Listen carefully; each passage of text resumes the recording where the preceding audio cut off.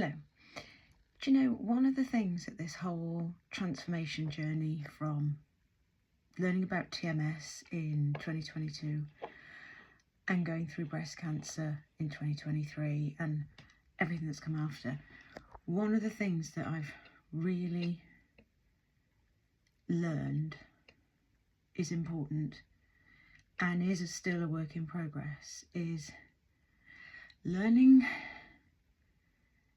to be with myself, learning to not just like myself, but to really love myself. And I don't mean that in an egotistical way. I mean to love myself like one would love one's partner, child, like unequivocally, I can never say that word, unconditionally love ourselves, because how can we possibly expect anyone else to love us or like us if we can't give that to ourselves? And how can we possibly expect to give that to somebody else if we don't know how it feels to give it to ourselves? And one of the first things that became very apparent to me on this journey, I say that a lot, don't I? One of the things that has become very clear to me on this journey is the level of self-hatred that I had for myself. My level of despising myself was astronomical, and it had been that way all of my life. I look back on my childhood, my teens, my 20s, my 30s, my 40s, and I cannot remember a time when I was really comfortable in my own skin and was just at ease with myself and accepting of myself and happy with myself. I don't mean happy with the world around me or myself. I mean happy in here with me. So I didn't just not like myself very much. I positively despised myself. And I'm sure I'm not the only one who feels like this. And I think that's why I did so many self-sabotaging bad things to myself. Why I smoked, then vaped, drank copious amounts of alcohol, allowed myself to eat a not fantastic diet, although that was getting better all by itself anyway. Chose wrong, inappropriate boyfriends, chose inappropriate friends, allowed said inappropriate boyfriends and friends to treat me badly. They didn't treat me badly. I let them treat me badly. That was on me. I could have walked away at any time or said, I'm not doing this. This is not acceptable.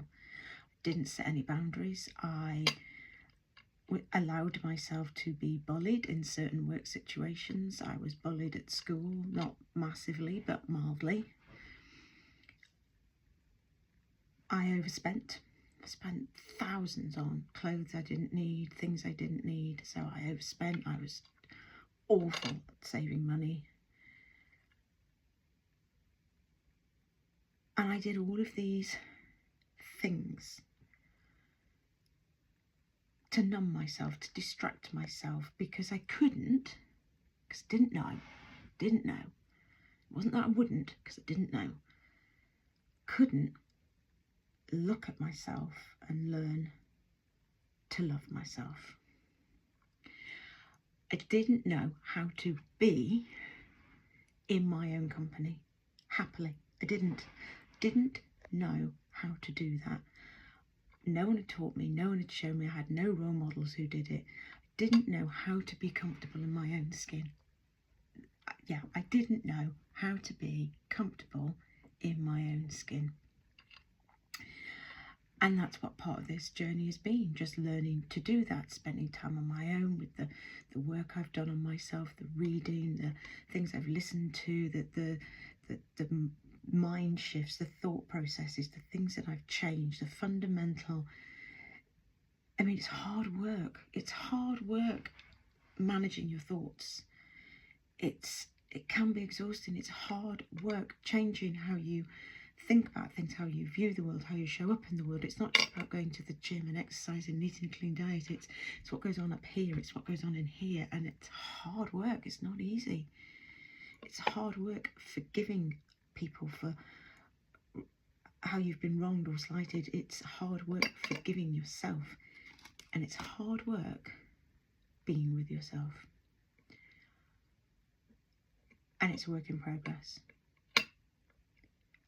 I'm being sort of like really, really honest here, but all of those self-sabotaging things I did, I believe, was a distraction technique because I couldn't bear to look at myself, because I didn't like myself. I actively despised myself. I thought I was not good enough.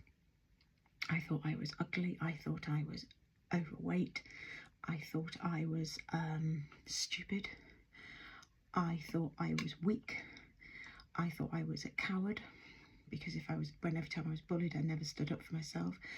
I thought I was clumsy because I'd always been told that as a child. I now know that's the eye defect. I thought I was difficult because I'd been labelled so many times in my life by people as being difficult. I now understand that a lot of that was my nervous system being very, very dysregulated, and me being terrified and frightened, or just being myself because I was curious and I didn't always follow along like a sheep. I'd ask questions, and some people found that to be difficult. And I've slightly lost my train of thought now. I thought I was not as good as other people. I thought I didn't deserve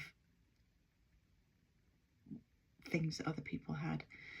I used to look at people with nice partners and really good friendship set and fabulous jobs and what seemed to be a lovely life, and I used to think that's not for the likes of me. I used to see people very wealthy or doing very well in life, and I think that's not for me.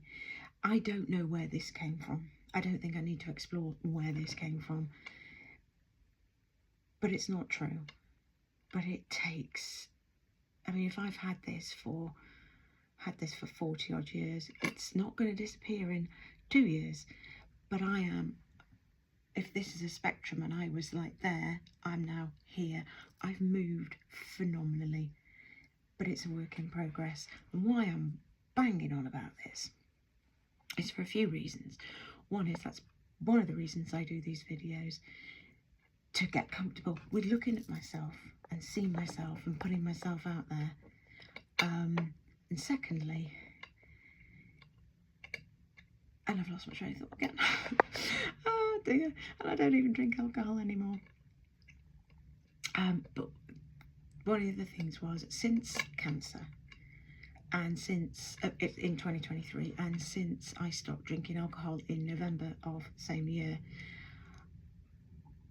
my friendship group has grown really tiny.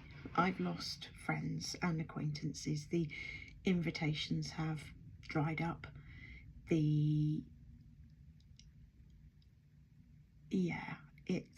I said before, cancer's a lonely path. I stopped drinking alcohol, and yes, I have my husband. He's my best friend, but I have 2 close friends now. That's about it. Neither of which live in my city. So therefore, I'm not complaining about that. I'm very lucky to have them. So I don't see them very often. So I don't have a bestie or anything like that. And that makes me feel really sad. And it's hard making friends in your 50s, isn't it? I think it's hard making friends at any time. But I'm not very good at it. So people might say, well, I should be putting myself out there. I'm not very good at that. I don't know how to do it. So if anybody's got any tips, I'm all ears.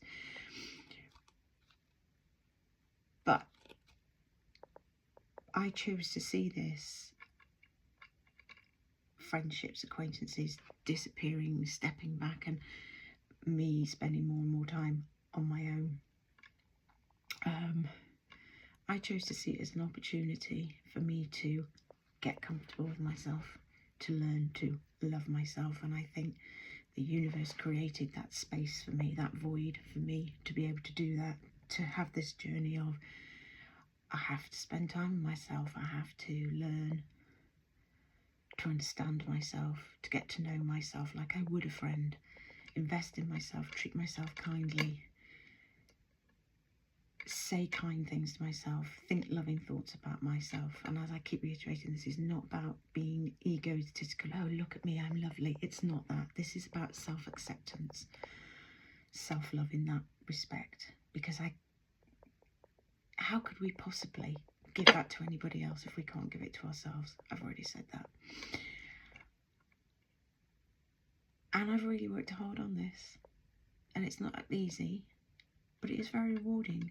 And one of the things I've done, and it's tiny, it's a teeny tiny thing, but it's, you know, incremental steps and all of that, is I took myself out tonight for a drink, pre-dinner drink and dinner on my own. So I've been into bars and pubs on my own before, but I have never been out to dinner on my own in a restaurant on a Saturday night. And that's what I did tonight, to be in my own company. And I picked Saturday night because I knew it would be busy. Do you know what? Nobody paid me any heed at all, in a good way. I thought people would be looking at me and staring at me and going, oh, she's on her own. Nobody paid me any attention. I went into a pub around the corner, which I know, and the manager was working. He was very nice to me. We had a nice little chat, and I toddled off for my dinner reservation, and I had a 3-course dinner, so I was in there for 2 hours on my own. So I had myself. That's all I had, my own thoughts and my own company. I'm really proud of myself. It's not an easy thing to do. Trust me, it really isn't. I just have one bit of feedback for the restaurant. They put me in the worst, saddest table. They put me on a table for one, obviously, right at the very back in the corner, as if I was something to be hidden away, which is a real shame because I made a real effort, and I felt good. But you know what? I really enjoyed my own company. I appreciated my food, and actually that's something I really noticed, because there was nobody for me to chat to distract me. I focused a lot of attention on my food and the flavours and the tastes and the sensation and the textures. I paid a lot of attention to the waiting staff and made sure that, you know, I was grateful and I was courteous and appreciative. Not that I wouldn't normally be, but I paid them more attention because I wasn't looking at somebody in front of me while they were serving. So when they were serving me, I was paying attention to them. I got to look around the restaurant and look at other people and people watch. So there are pluses to doing things on your own. And anyway, I'm just going to sort of wrap up by saying I don't hate myself anymore. That ship has sailed, but I'm not where I want to be, and that is a journey. But maybe that's a good thing, because it's nice being a work in progress. Anyway, that's all for now.